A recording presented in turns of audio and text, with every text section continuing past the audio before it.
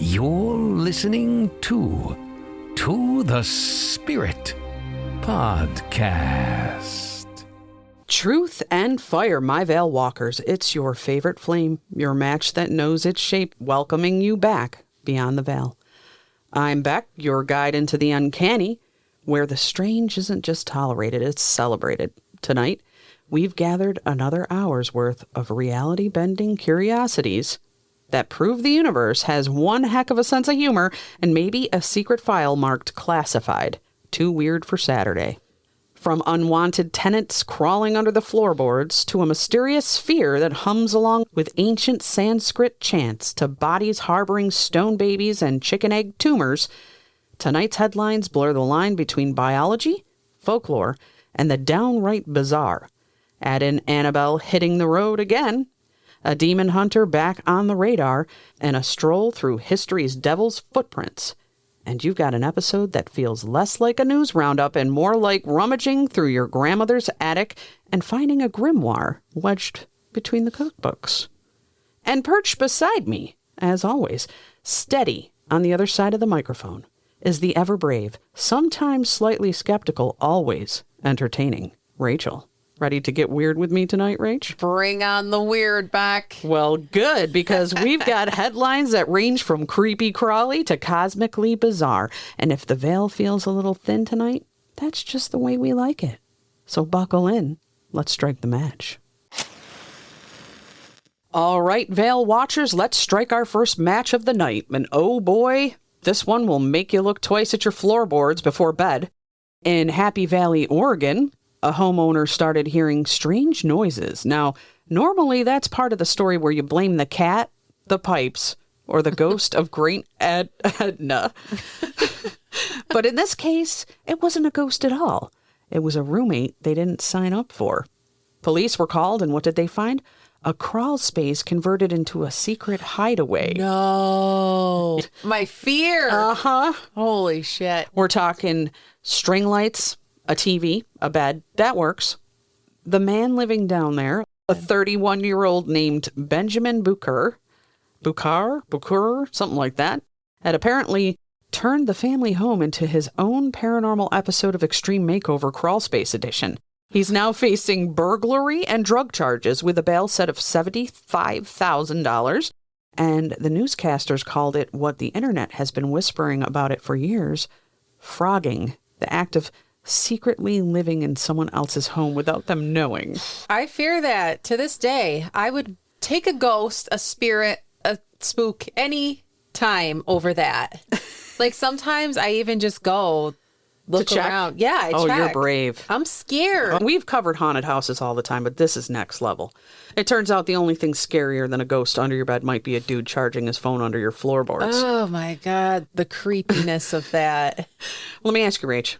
Would you rather find a ghost in your basement or a full-on squatter watching Netflix in your crawl space? Ghost. Okay. Ghost. Okay, and the real question, how long do you think you could frog someone's house before getting caught? I feel like your snacking game would give you away in about 3 hours. I know, but that twisted the other way around. That's kind of a thrill.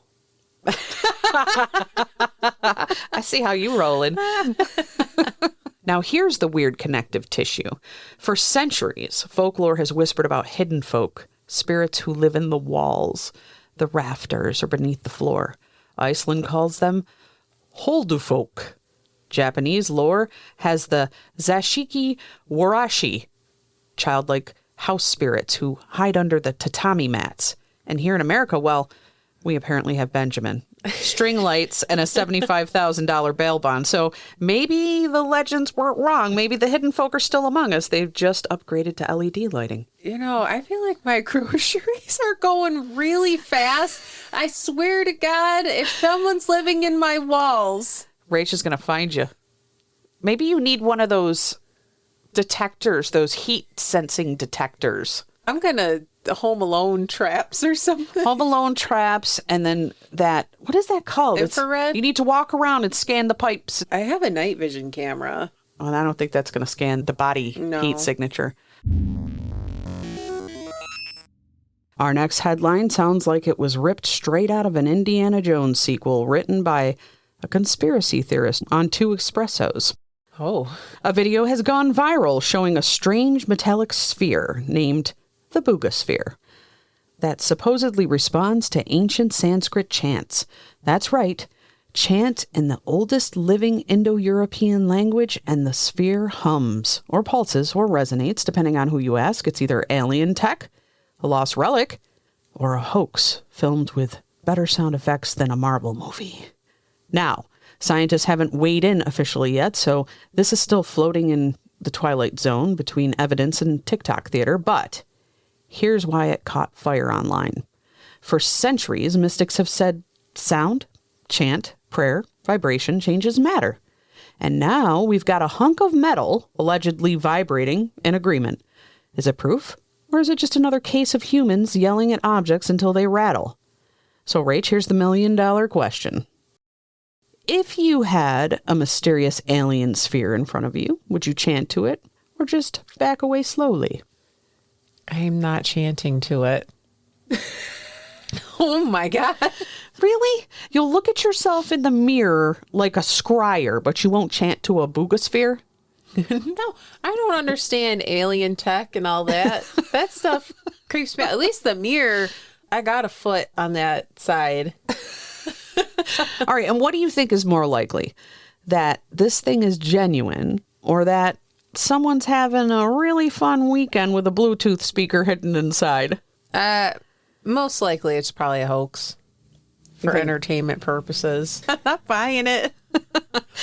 Remember, I'm slightly skeptic, as you said. Yeah, that's true. But here's where it gets interesting. Ancient cultures have always connected orbs with power, crystal balls for divination, the Sampo in Finnish myth, the Omphalos stone at Delphi. In India, Sanskrit itself was called the language of the gods, said to resonate with creation's blueprint. So imagine for a second, just imagine that this is legit, that a metal sphere responds only to the sounds of Sanskrit. Would that mean whoever made it spoke the same language as our ancestors? Would that tie alien visitors, not to our future, but to our past? Listeners, we've got to know.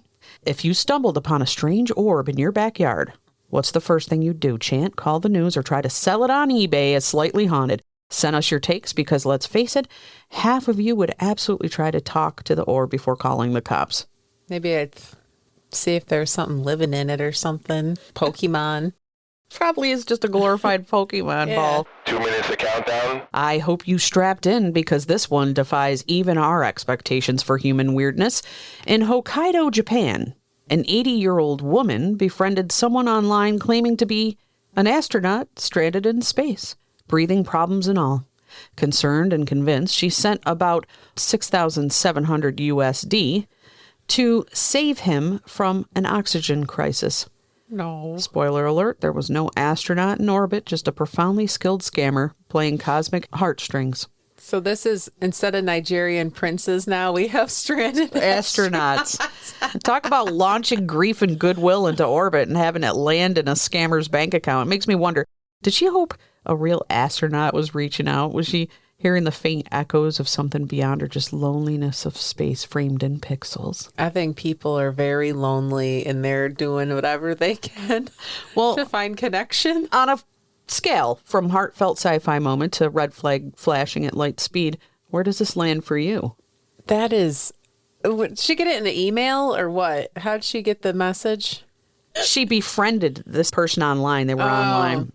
Get out of here. Would you even for a second consider sending help to someone in space, or would skepticism pilot the shuttle here? I think I would have to get like the hologrammed message in my house or something, like the "Help me, Obi-Wan, you're my only hope." That maybe I would consider. But in the chat room, no. Well, here's where the ancient tales would have thrived in folklore. Strangers from distant realms, celestial messengers, or starborn wanderers were figures of awe or tools of deceit.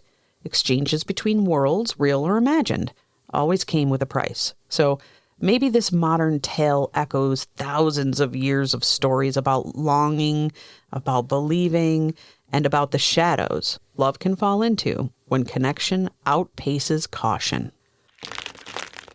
Veil walkers gather round, because this one digs into a medical mystery that's literally fossilized. In Colombia, doctors discovered a calcified fetus inside a 40-year-old woman. A phenomenon so rare, it could be straight out of a Gothic novel. We're talking lithopedion, colloquially called a stone baby. It's been estimated to occur in just 1% to 2% of all ectopic pregnancies, but most go completely undetected. This one, it turned into a $1.5 million Instagram post. Was this the woman? Yes. The woman who's still alive? Yes. That was a crazy thing. Uh-huh. Oh, my God. Tonight's news might just crack more than bones. It cracks minds. Now imagine getting a call from your OBGYN. Ma'am, congratulations. You're hosting a fossil. That's some natural history museum level weirdness in human anatomy. A stone baby happens when the fetus dies during an abdominal pregnancy. But instead of causing infection, the body calcifies it, turning it into a grotesque calm. Fascinated, horrified, or just desperately trying not to Google stone baby on your lunch break? I looked into it because that was crazy. Oh, so you did Google. I did. I mean, I think I saw a TikTok on it. Okay. And I was like, whoa, because I've heard of those things called, what are they called? Like teratomas? Yes. That have like teeth and hair and stuff like that. So it kind of is teratoma-ish, but it was actually a fetus. Real talk. If you found something ancient and calcified inside yourself without the souvenir t-shirt, what's your game plan? Frame it, bury it, list it on eBay as vintage pregnancy keepsake. So we were talking about like the, Gwyneth Paltrow kept her teeth and stuff. And I kind of thought like, I wish I kept some of my teeth. She did? Gwyneth Paltrow did? I thought it was Heidi Klum. Oh, was it Heidi Klum? Yeah. Oh. Gwyneth Paltrow has the vajayjay candle. Oh. Yeah. Famous thin blonde. Yeah. Hey, same category. Tomato clone. Mm-hmm. But for entertainment purposes only. Yeah. But I think I would hold on to it. Oh, no eBay, huh? It's kind of creepy and weird. It is. It'd be good in a little museum. A little museum. Just come to my house and look at my little stone baby. My stone baby on display in a glass jar. But I would keep that thing. Maybe it has some magical properties to it. Thing is, this isn't just biology. Folk tales across cultures featured petrified children, waxen statues, or ghosts turned into stone, like Medusa's victims or saints in medieval cathedrals. Lithopedion is literal embodiment of that myth. Life frozen in time, uncanny and silent, lying with a living body. I wonder what it metaphysically could represent. It blurs the line between the animate and inanimate, the present and the fossilized past. Maybe that's why it chills us, because we recognize our own mortality, our capacity to preserve what was once alive, yet also to bury it forever. A stone baby doesn't cry. It doesn't move. It just exists in calcified stillness like a memory that refuses to fade. It just causes a lot of discomfort and pain. Ooh, I can't even imagine. A big stone in your... talk about a kidney stone. Ooh. Our next story is equal parts medical oddity and gothic poetry, so brace yourselves. In China, doctors recently removed a tumor from a man's scrotum that was... What did that word scrotum got you already? Just immature. Wait for it. The size of a chicken egg. And before you ask, no, this is not an Easter special. This is real.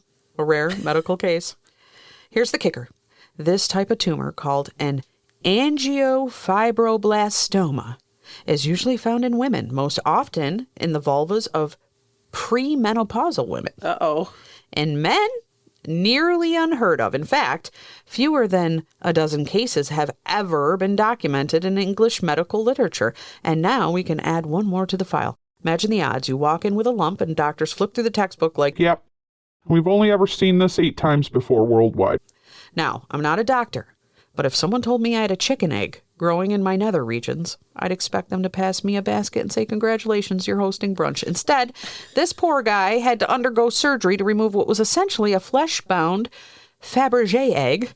Rare, benign, and medically baffling. Rach, be honest. If you heard a friend complain of carrying around a chicken egg where no chicken egg should be, would you believe them or call the psych ward? A man or a woman? Man. I'd be like, listen, buddy. Once you go through what we go through, You don't want to hear it. Yeah. cyclically, I'm not going to hear it. you got one egg. Well, do you think our bodies hide these bizarre surprises as cosmic jokes, or is nature just endlessly inventive, even in the most uncomfortable places? Maybe it symbolized something. You keep saying they symbolize something. The stone baby and the chicken egg and the scrotum. What are they symbolizing? You a bitch. That's why you growing female things. Okay. I was waiting for you to go, "Bah."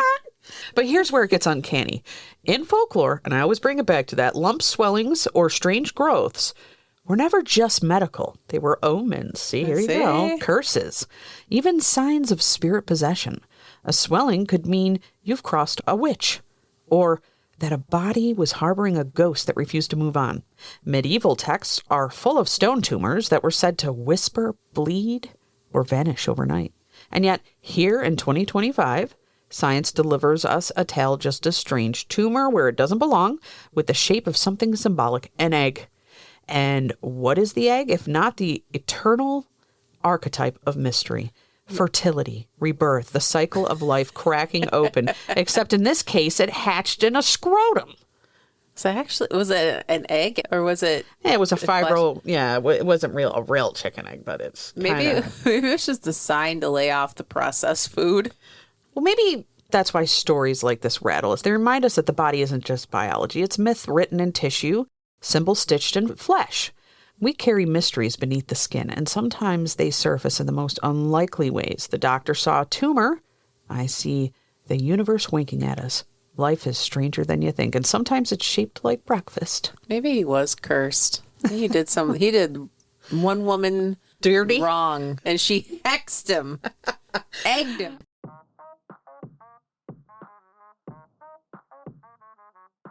Hi, I'm Rachel. Still not possessed, despite what Beck says. If you're digging this episode, don't forget to like, subscribe, and leave us a review. It lets the algorithm know we're worth haunting.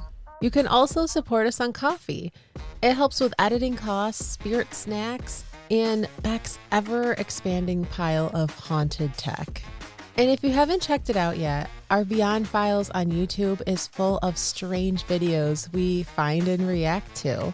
Paranormal, conspiratorial, and delightfully unexplainable. Got your own strange tale? Send it to thespiritpod@gmail.com. And if it gives us chills, we might just share it.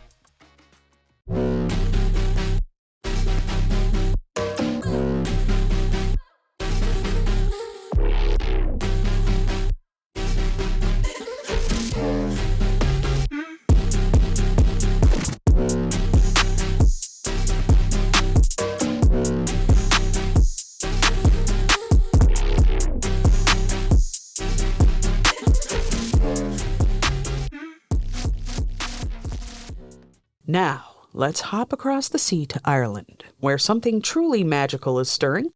In County Leitrim, a dancer and folklorist named Edwina Guckian is doing something rare.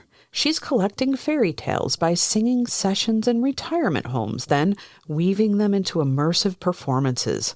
Shglimpini, set for the festival of Bailtina in a secret location.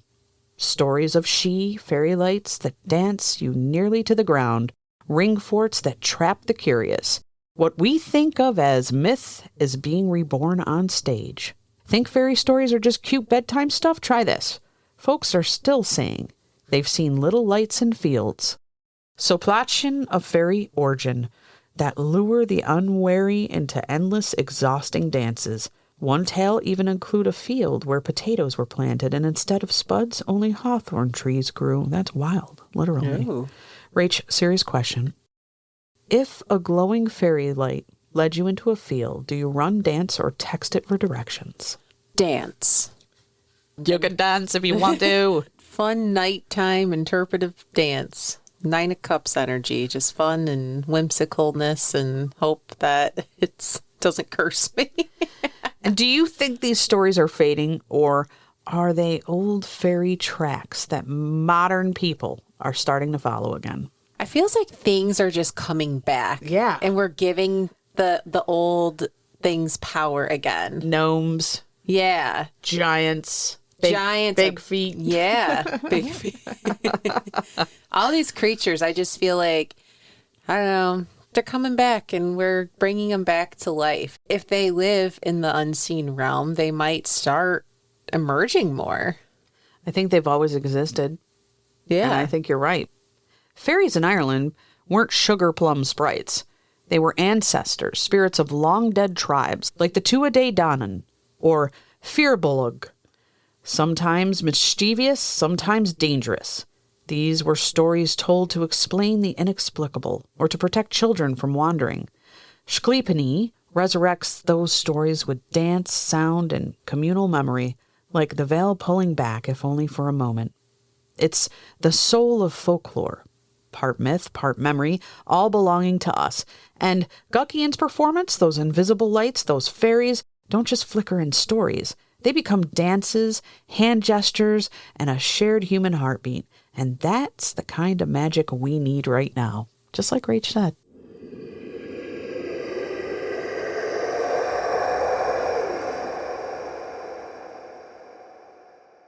All right, everybody, gather round. The screens aren't the only things being haunted by the Conjuring last rites.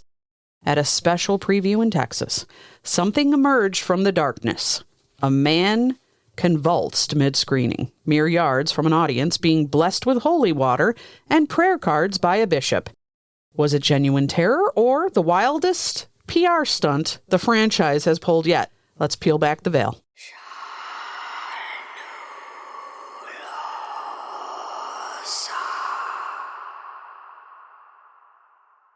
In the Rio Grande Valley screening, Bishop Brian Ouellette, yes, the one from Ghost Adventures, was on duty distributing holy water and St. Michael prayer cards in the lobby.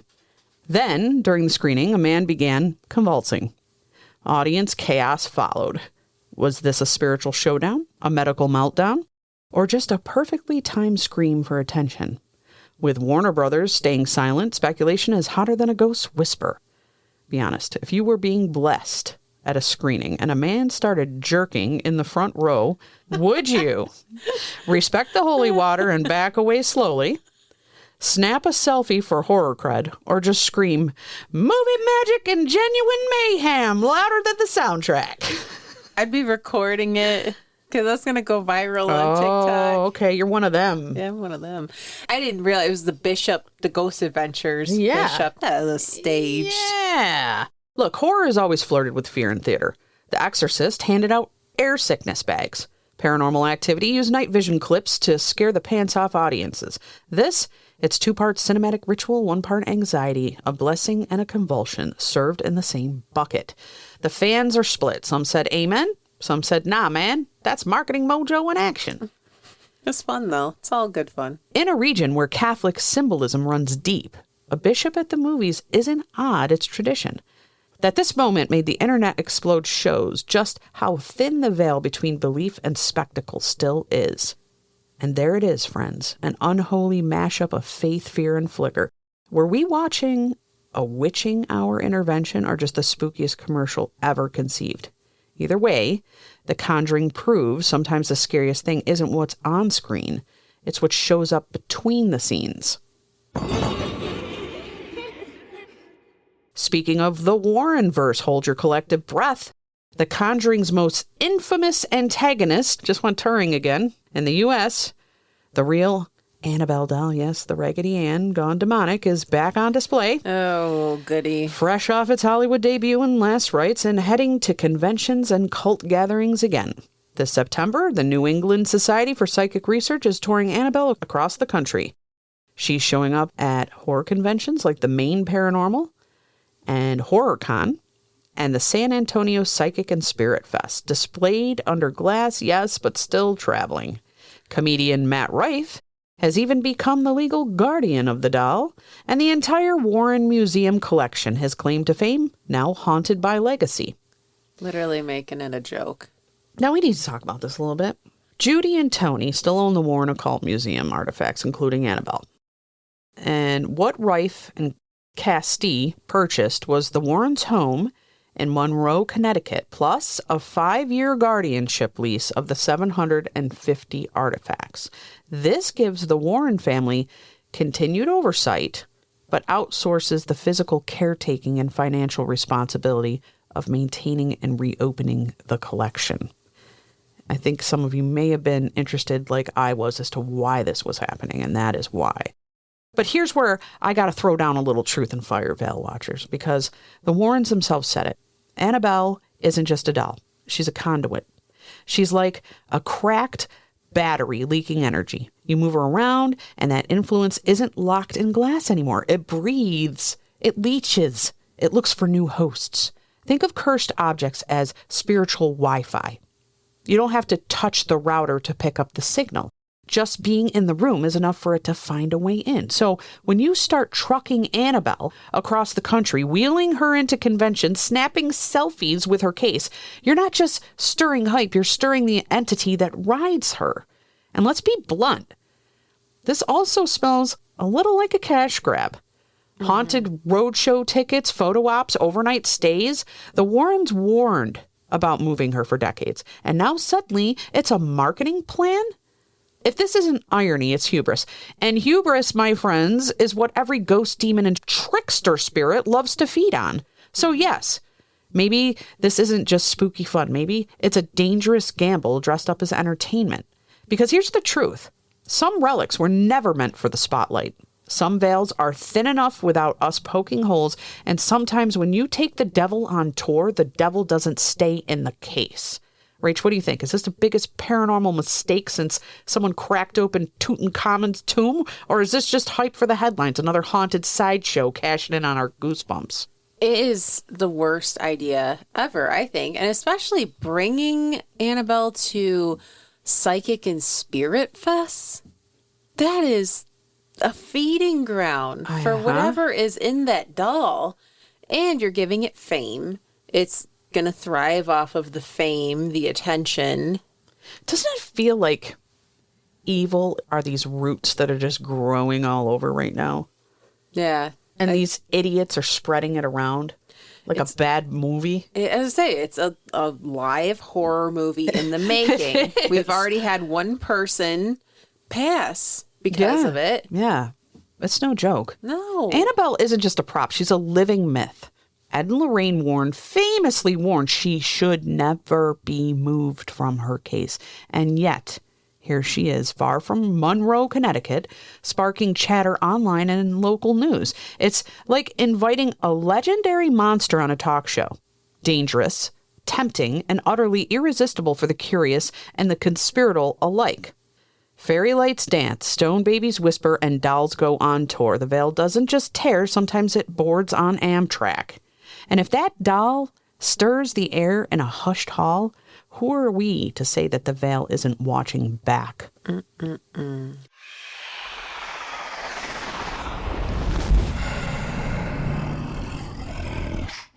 For our final headline, we head to the Bronx by the way of hell itself. Meet Ralph Sarchi, a retired NYPD sergeant who traded busted criminals for battling demons. If his name rings a bell, it's because he was the real-life inspiration for the book Beware the Night and the 2014 film Deliver Us from Evil.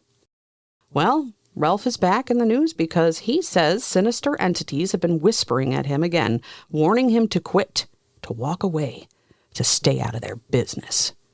And if there's one thing we know from horror movies, that's the kind of advice you probably don't ignore. Imagine this. You retire from chasing murderers, only to spend your golden years chasing the devil. Most people get a gold watch. Ralph got spectral threats in the middle of the night. Demons apparently don't send Hallmark cards. So, Rach, if something dark started warning you, stay out of it, would you listen or would you double down like Ralph and start polishing your holy water bottle? They said stay out of it. I'm not like a spiritual warrior. You're complying? I might reach out to somebody who is better experienced in that kind of work. But that ain't my forte. Got it. And the real question, do you think demons actually warn before they act? Or is that just the human brain dressing fear up in dialogue? They could give a warning. Like, just to kind of say, because if they do it and be like, oh, the demon told me to do it, but they're like, no, I didn't tell you to do it. I actually gave you an option and you chose this. So here you go. They're pretty cunning. I don't know if they'd give you a warning. But that's just my thought. Maybe in a manipulative way. Some kind of, I don't know. Here's where this collides with folklore.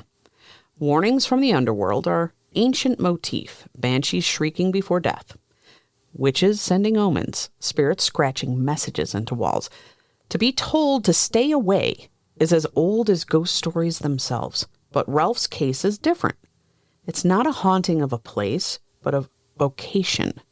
A man's entire calling, policing evil, marked as a target. That's why it lands like folklore with a badge. So here we are, ending tonight's news with the man who can't leave the veil behind no matter how much he wants to. Maybe the lesson is simple. Some people get called to serve in precincts, others in parishes, and some get drafted straight to spiritual warfare. The rest of us, we just get to read about it and maybe check our closets before bed.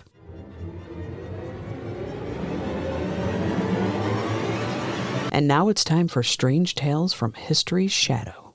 The Devil's Footprints of 1855. Veilwalkers, for tonight's shadow tale, we journey back to the frosty English countryside. Devon, winter of 1855. Snow had fallen thick across the land, blanketing the villages in silence. But when dawn broke, the people awoke to something they couldn't explain. Marching single file across miles of snow were footprints, odd, cloven, hoof-like tracks stretching for over 100 miles. They crossed rivers without breaking, climbed rooftops, scaled high walls, and vanished only to appear again on the other side. The villagers said only one creature could move like that, the devil himself. Imagine waking up, trudging to your barn, and seeing hoof prints on your roof. That's not your neighbor's goat. It's Santa. That's a cosmic prankster leaving breadcrumbs. And the strangest part? The prints were all in a single file, as if one-legged, like some demonic pogo stick.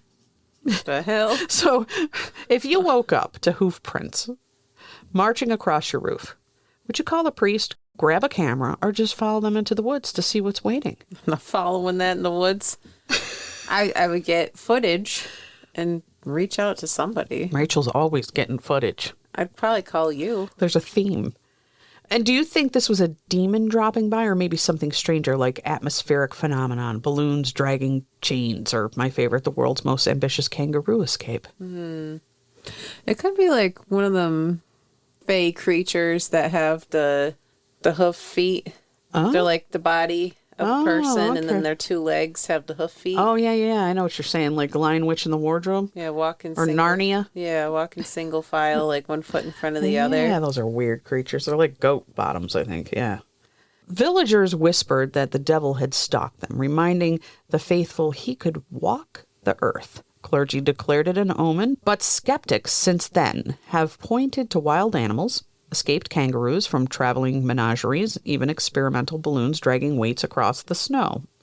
Yet none of these theories explain the sheer scale. The prints spanned over 100 miles, and to this day, no one has recreated the conditions convincingly. The devil's footprints remain one of history's great unsolved winter mysteries. Maybe it was hooves, maybe it was a hoax, or maybe it was a reminder left stamped into snow that something walks among us when the world is quiet and white.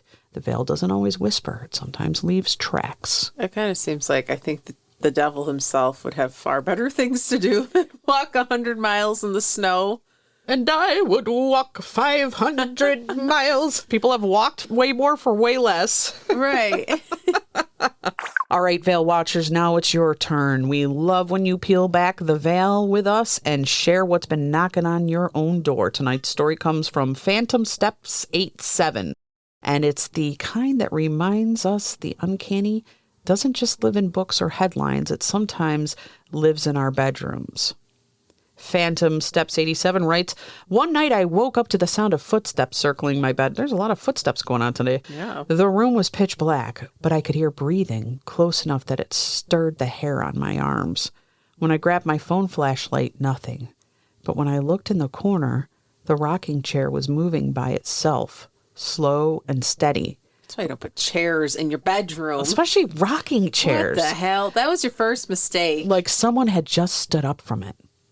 You could dismiss it as a draft, as creaky wood, as nerves, but sometimes the veil shows up in subtle, unnerving ways. Not the big jump scare, but the quiet reminder you're not alone. That's my take on it, Phantom Steps 87. But Rach, what's scarier to you? The shadow you can see or the presence you can only hear? The rocking chair in your bedroom. No, see or hear? Yeah. I think seeing it's scarier. Yeah, I'm with you. I'm way more shook when I see things than when I hear things. Uh-huh. I think it's because we're more clairaudient by nature. Yeah. And that, Truth Seekers, is our news for tonight. Lit, spun, and carried beyond the veil. We've danced through crawl spaces with unwanted tenants, chanted to alien spheres, peeked at stone babies and chicken egg tumors, watched Annabelle hit the road, and even followed hoof prints into history. Rach, one last question before we sign off. After all that, do you think the veil is thinning, or are we just finally paying attention? It's damn near gone. I think we collectively have just gone through a lot. So we're all kind of vibrating differently and we're seeing more. And I think because of that, we've all gone through a great awakening. So the veil has become far thinner. Yeah, I agree. I'm with her. I'm Beck, and with Rachel by my side, we're honored to walk this liminal edge with you. Until we meet again, keep your match struck, your heart curious, and your spirit unblanketed. Good night, friends from beyond the veil. To the spirit Podcast. supernatural science Aliens. I'm ghost.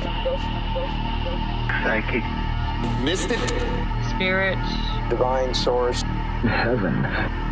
The dead. It's magic.